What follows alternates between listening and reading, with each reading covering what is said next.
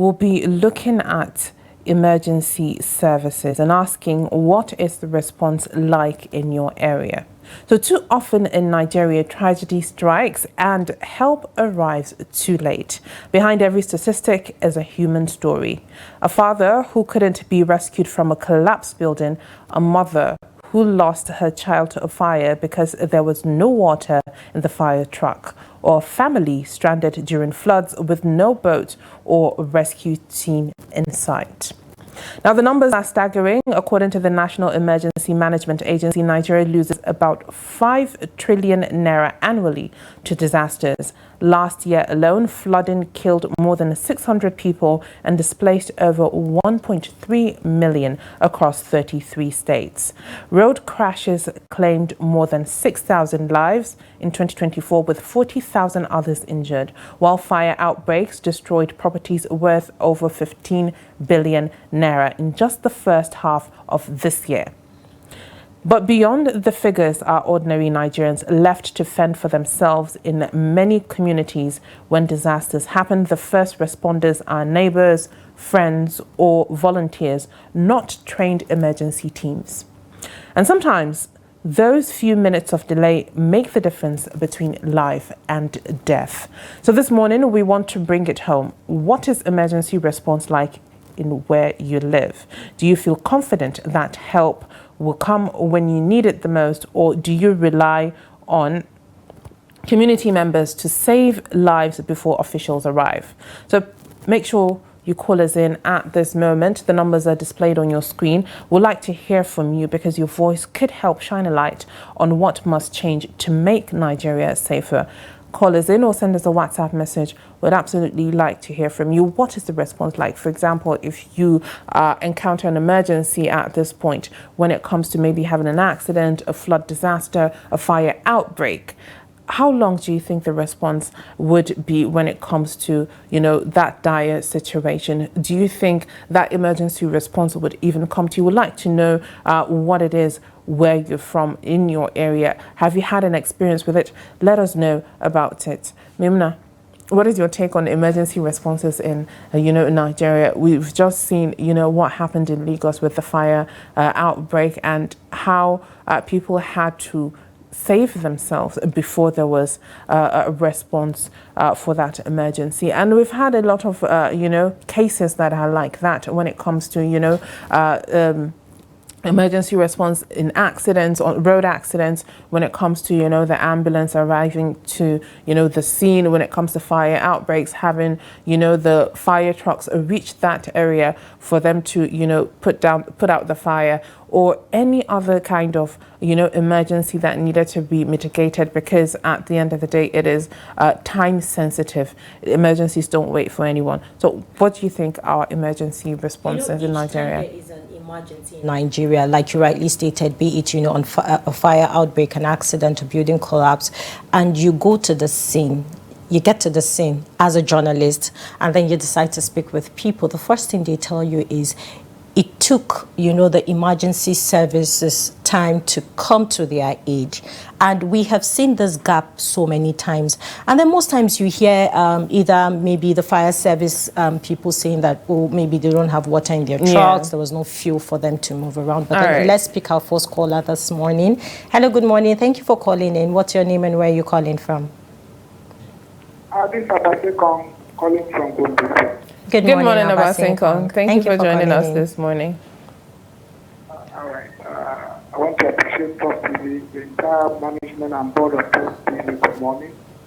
The receptionist, good morning. The sweepers, good morning. I appreciate all of you doing wonderful jobs. Good people, sweet people, wonderful people. Yes, emergency service. I have talked about this on this platform. What was my response? My response are that we don't have an emergency number in Nigeria. If something is happening, you cannot, Abuja does not have. At least we need to have an emergency number. Is it 911 or 811 so that you can reach that code, and it should be free toll. Even a villager can get access. That is why Boko Haram is flourishing. That is why armed robbery is flourishing. And just make sure you note this. Make sure you note this. Why am I saying this? In gangsterism, you have doctors there. You have professors there. You have security agents there. What do I mean by gangsterism? That is like robbery, an organized crime. So, if we have an organized crime, why can't the Nigerian system have a code that when we call, we can reach and have access to it? Take for instance, if there's fire outbreak, who do we call? Like me, I don't have the police number. I don't have any military number. I don't have what do they call, fire service, fire brigade. I don't have their number. I don't have the prisons. I don't have their number. So all we need to do, I said this on this platform, we need an emergency toll-free number that when you call, if it is MTN, free. If it is Airtel, free. If it is Starcom, free. Whatever the network is, it should be free toll so that everybody can access it. For instance, look at what happened at 9/11 in America. People reached, they were calling. If not, it would have been disastrous, more than that. So we need to have that number. Please, we need to have that number. I also want to add this. Nigerian system needs to encourage science. Why am I saying so? Look at what is happening in other countries. And hypersonic loop has been invented. Faster than planes, faster than trains, faster than everything on earth. Why can't we encourage our own scientists?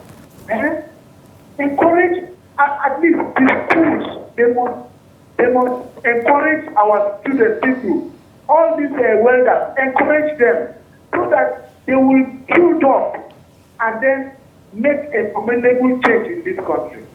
Thank you this morning, Hauwa and my lovely sister. You people are doing wonderful job. I appreciate you. God bless Nigeria.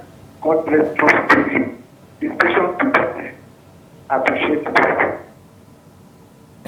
Thank you for calling in this morning, Abasinkong.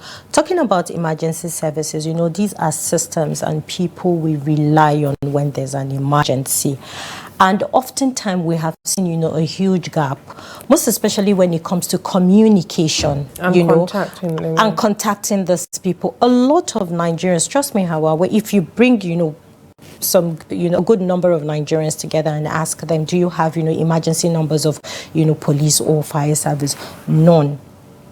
But funny enough, as in other countries like the United States, you call 911 when you are seeking for emergency service. We do have that in Nigeria. And as you said, a lot of people do not know what it is. But okay, in Nigeria, if you're calling it... Shetima is on the line waiting. Good morning, Shetima. Thank you for calling in this morning, Shetima. Good morning. Good morning, Maimuna. Good morning, Hauwa. Good morning, Shetima. Good morning, Nigeria. This is Shetima Yakudima calling from Maiduguri. Good morning. Thank you for joining us. Even though we don't have audio here, we are only seeing you, but we cannot hear what you are saying. But I can see it on the screen, emergency services. What is the response like in your area?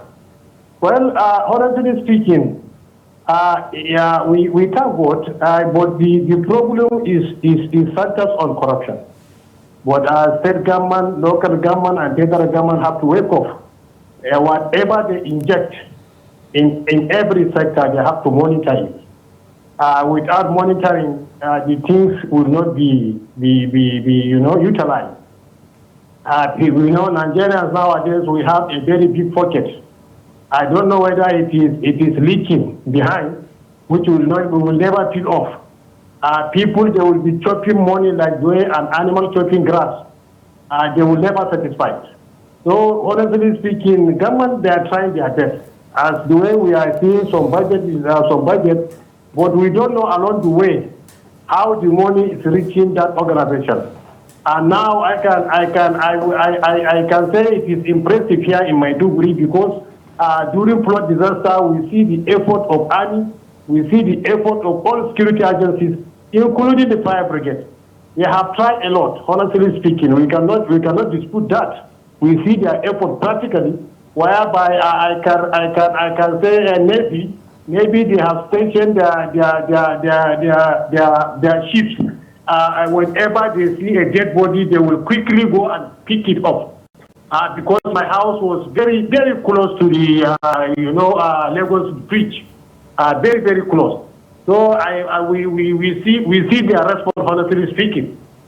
But despite the fact, as I said earlier, government have to wake up, have to be monitoring whatever they injected in every sector. They have to see that that money have been reaching the department, organization. Have they utilizing that money the way they have been posted? So that's the only way we can improve. But honestly speaking, our attitude toward money is very, very ugly. Very, very ugly. Our people, they think where government owns, nobody owns. Where nobody owns, nobody cares. So these bad notions have to be waived. We have to know that where government owns, everybody owns. Where we have to be committed. We have to be committed in looking every angle and every corner to see that what government injected has been utilized judicially.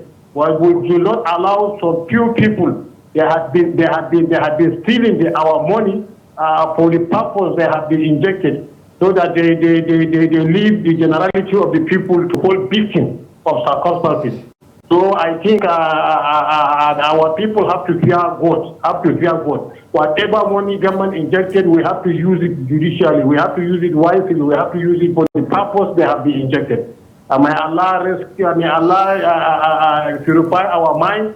May Allah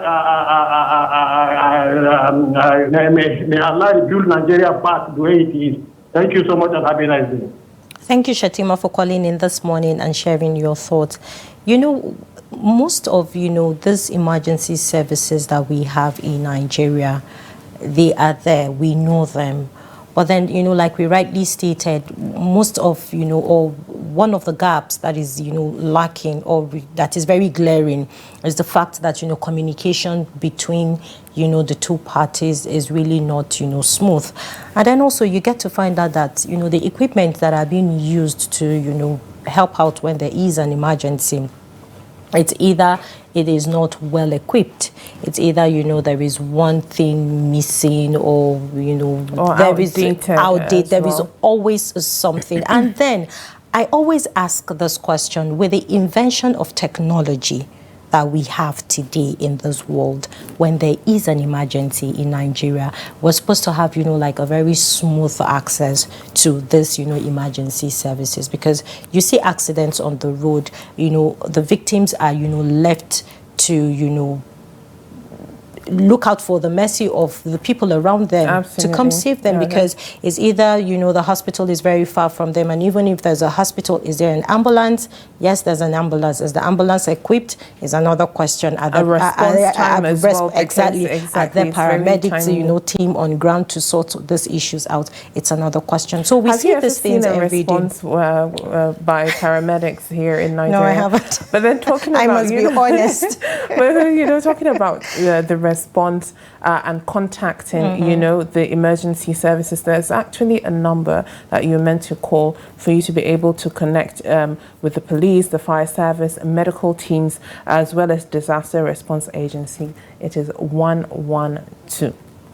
But then again, moving on to our next segment, I don't want to, be overly eager. And I would like to hear from the experts that we would have on here. But then for us, not even knowing that we have a contact number that we could contact, and then even if there's a contact number, how easily can you contact them and how quick is the response going to be? Those are questions, that need to be answered, and we'd like to hear from you as well. our viewers, have you had an experience when it comes to, you know, a response or an emergency response? Have you been in any situation that you needed quick emergency response, and did you get that response, or, you know, did you have to rely on the people around you that were trying to help as well? But then let's take our next caller and hear from them. Hello, good morning, and thank you for joining us.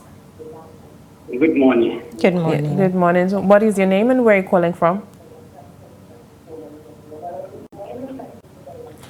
Can you please turn down the volume of your TV set so we can hear you clearly? Good morning. Yes, good morning. Good morning. My name is Adamu. I'm calling from Hauwa, Jigawa State. All right, good morning. Go ahead with your thoughts. I called to, on the topic I talked about emergency services. Actually, two things. Alhamdulillah, we thank God in Jigawa, we don't have insecurity and other things. We thank God. It isn't our making, it's God making. But there are two things that have happened. Actually, we have seen a kind of a good move from the governor when there was a fuel tanker accident in Malaysia last year, which 100 people died. Actually, the state government has done well, because if at all you look at how this has happened then, you know, actually the government has tried. And because many people are injured, many died, and many people are taken to various hospitals across the northern states. From Jigawa, they took some to Kano, some to Yobe, some to Bauchi and other things. Actually, we commend the government for that emergency of saving lives, and actually what has come after the incident, we got a lot of kind of compensation, or I don't know, to the family. We have that one is a good one. Number two is issue of flood. One of the disasters that we have in Jigawa is issue of flood.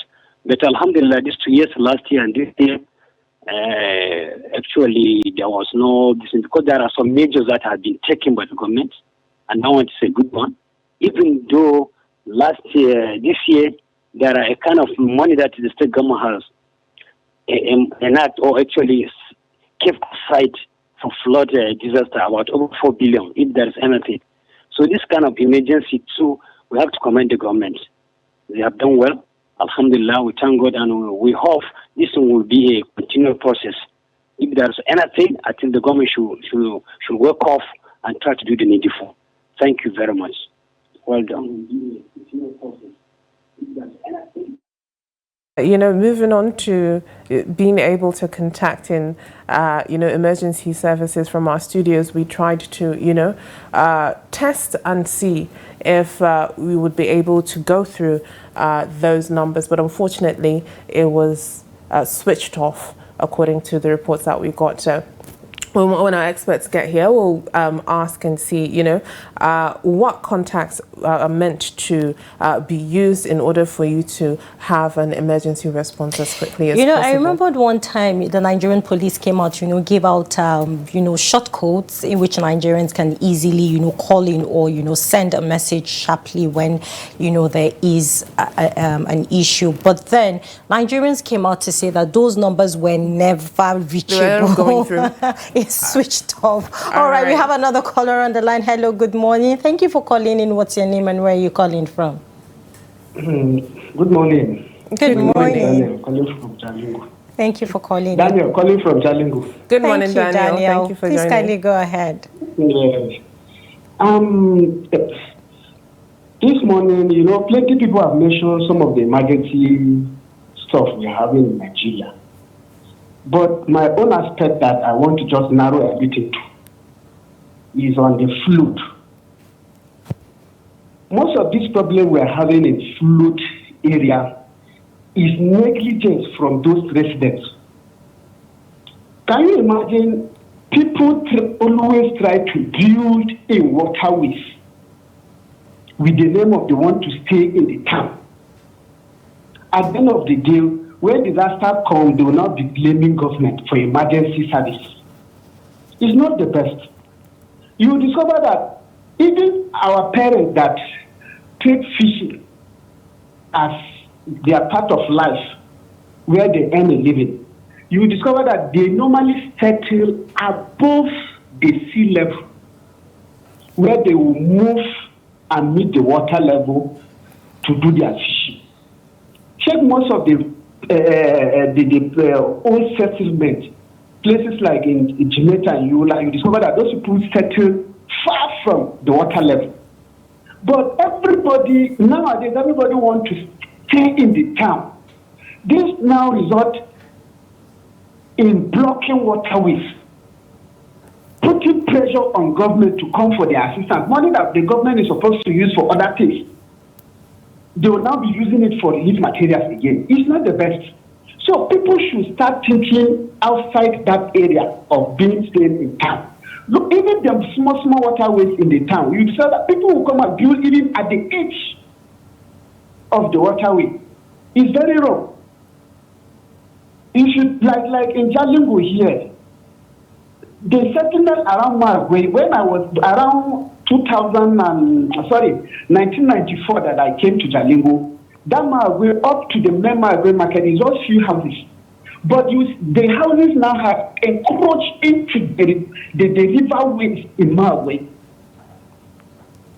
So it's not the problem of government, it's individual problem. Everybody wants to settle in a town.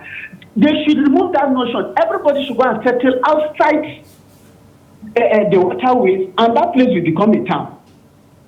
They should stop bothering government with emergency stuff day and night. So that is my own take this morning. All right, thank you very much, Daniel, for that. When it comes to emergency responses, we would have to understand no matter what goes on and what happens, it is quite inevitable for some kind of emergency to happen, but then there is an importance when there is a quick response when it comes to it, because at the end of the day, most of the time it's a matter of life and death when it comes to flooding, when it comes to fire outbreaks, when it comes to road accidents, when it comes to health emergencies as well. These are situations that are matters of life and death. So it's absolutely only expected for there to be a response system that would cater to those needs, and those responses need to be quick as well. But let's take our next caller. Hello, good morning. Thank you for joining us. What's your name and where are you calling from? Thank you. Good morning. My name is Dr. Suleiman Shaibu. I'm calling you from Kano. Good morning, Dr. Suleiman. Go ahead with your thoughts. My contribution on this is actually, first, I don't know if I may be correct to give an input on the topic itself, whether you get the response or not. I think most often than not, the response we all know is not available. Like you have rightly said, most of the time, even the emergency number given, you keep dialing, but you'll be frustrated that number will hardly go through. So the question will have been, what is the reason for having the response? Which of course we can dive into trying to find out who is responsible for that. Sometimes we may not blame the government in totality. We should look at it also from our own self. The government may have provided the vehicle, the fuel, and whatever. But several times, if you have any fire outbreak, which I have had a personal experience, and of course with neighbors around, we had to rush to the fire office, but they will tell you there is no water in the tank of their vehicle. We got furious that time, but one way I was sharing this experience with someone. It has happened to him, but someone told him that he needs to tip. Actually, some of the time, the vehicle is in good shape with the water and everything. But if you did not drop anything with this personnel, as he alleged, I am not sure, that the excuse that will be given to you is that there is no water available. So even if they come, they are handicapped, they cannot do anything. Something to the police sometimes, you are in trouble, they will first ask you, you drop for fueling, that their car is out of fuel. Is it true? Is it also a same strategy that aim at getting money from the public before the services is rendered? So is it true that the government is not actually providing this logistics for them to be able to do their work? So this is what I want to put as a challenge, so that we can employ our investigative journalism to find out, so that we know exactly who to blame. Is it the government or the operators? You understand? Otherwise, this thing will keep happening. But a general advice to all of us working, if you are given what it takes to perform your responsibility, please do. If human cannot hold you accountable, you should know one day, one time, you are going to be held accountable by your creator who you cannot lie to. You are said to do your work, you are waiting until someone hits you, and because of that, someone will lose his life or he will lose his property that he may not likely recover throughout his life. So this is thank you very much for bringing up this matter for discussion. But I wish you would go further in investigating as to why there is no this response. Is it the government or the workers? Thank you so much. All right, thank you very much, Dr. Suleiman, for your contribution as well. So hopefully when we get into our next segment, we'll have experts here that would give us some answers to the questions that we do have. We've heard a lot of questions from our viewers and the phone calls that we just had, and it's quite enlightening when you see and understand that there are different steps when it comes to these emergency responses, aside from them being there, or should I say being able to, or the government being able to cater for the provision of the ability to respond to those emergencies, and then the responders themselves doing their job, their duties in responding to those emergencies. We have another caller on the line. Yeah, let's Hello, good morning. Thank you for calling in. What's your name and where you're calling from? This is Dr. I'm calling back again. Thank you for calling us back. Please kindly go ahead. I want to appreciate God that the audio is back, and please, I want to appeal to the authorities that we should ensure that we don't constantly have this problem, because this is a patient disease. I want us to think out of the box. A lot of things are happening that is making people not to think out of the box.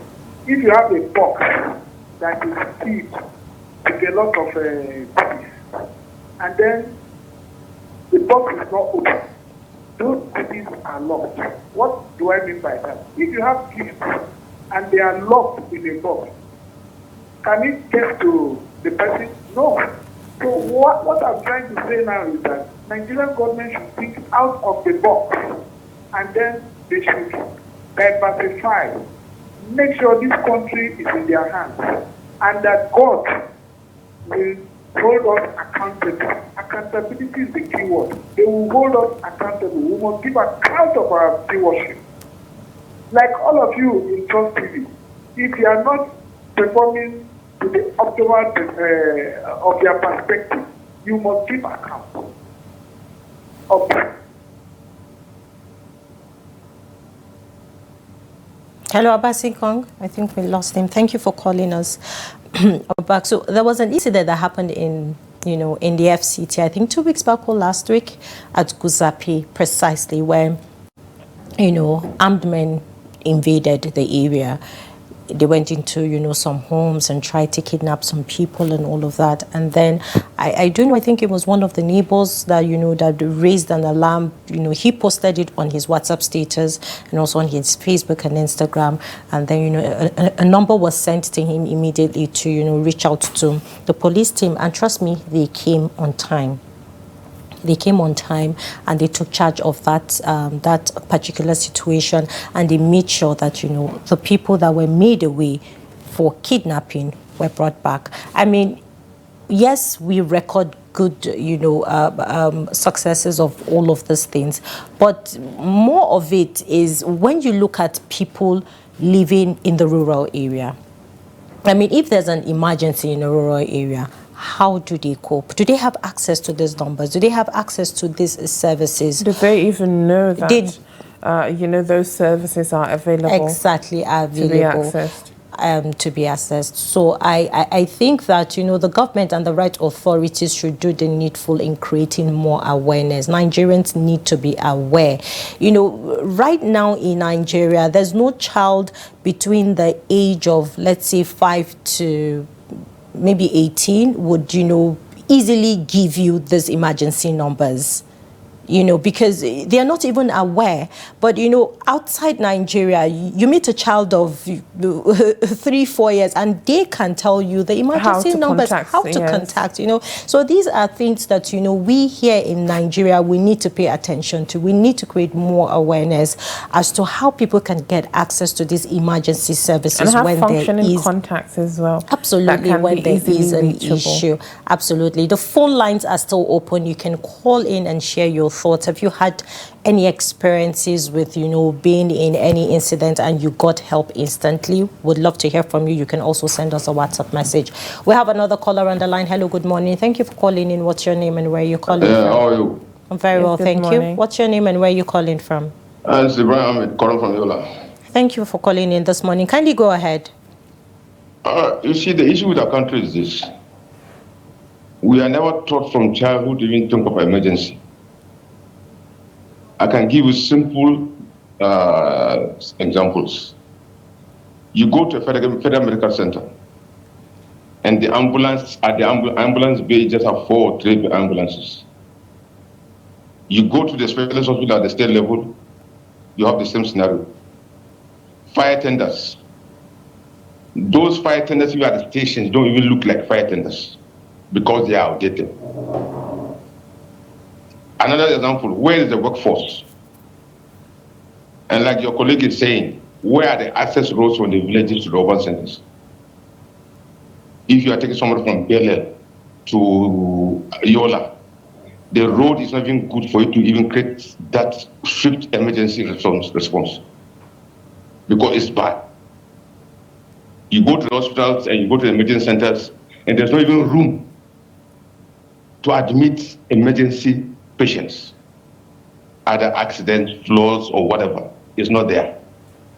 The staff are overwhelmed. The space is not even able to even contain people who need emergency attention.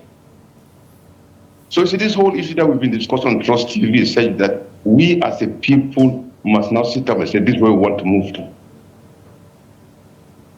If a policeman is traveling on a siren just to go to the airport, what are they doing in terms of emergency services at the hospital and the team to bring emergency patients to the hospitals or whatever, to even assist? What is the government doing? We are busy building skyscrapers and overhead bridges, while our hospitals are not conducive for health services. Take an example. Do we have any team, like the police, do we have any emergency services in the police services or the army? Do they have the helicopters to fly from, say, Yola to where, to Bel to bring an emergency patient? We don't. So you see, we as a people must rethink our way of doing things. All of us. We must stop this kind of attitude of just saying that, okay, it's my turn, let me do what I can do and go. But let's put the country first. As long as we don't put this country first, as long as we don't employ people to do these works, to attend to all these issues, please, my sisters, let's forget it. We'll talk to the kingdom come. What we are saying today, our grandchildren will come back and say it. those who are alive after us will justify to that. Let's change our mindset to leadership and to helping ourselves. Thank you. All right, thank you very much for your contribution. I believe we have a WhatsApp message. All right. Make sure you send us WhatsApp messages. I don't believe we have any WhatsApp messages, but then make sure you send us WhatsApp messages so that we can read them out if you're unable to call us in. But continue to call in. I would like to hear from you. I would like to hear your feedback and your voices as well.